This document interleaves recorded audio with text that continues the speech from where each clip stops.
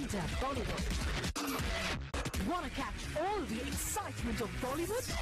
Just log on to zoomtv.in. Well, it's time for the Sex Files, the myth and fact of the day. After all, the truth is out here. Somewhere.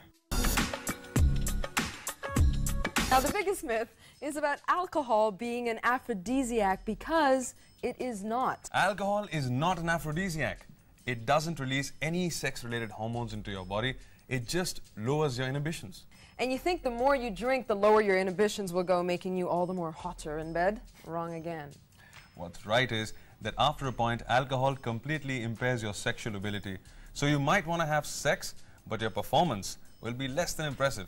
Basically, if you've drunk too much, you just won't be up for the job. Well, now, folks, it's time for the worst sex experience for the day. Karan in Mumbai writes in his worst sex experience. He says, I had asked the hottest girl in college over for dinner. Parents were out. I was going to ask her out. The mood was set. Food was laid. I told her I'd made everything myself, but I'd actually ordered in the entire meal. Dog. There was a seafood soup, the perfect aphrodisiac. I knew there was prawn in it, but when she asked me, I said no. I thought she just didn't like prawns. But the problem was more serious. She was allergic to them. She had the first spoon and ran to the loo. She came out with her face twice its normal size. Full of hives, are they? Full of hives and extremely pissed off is what he says. And he says, I don't know where to look. And her last words to me were, you liar, that was our first date and last. I would have said the same thing. Guys, it's so important to remember that when you use aphrodisiacs, make sure you're not allergic to them.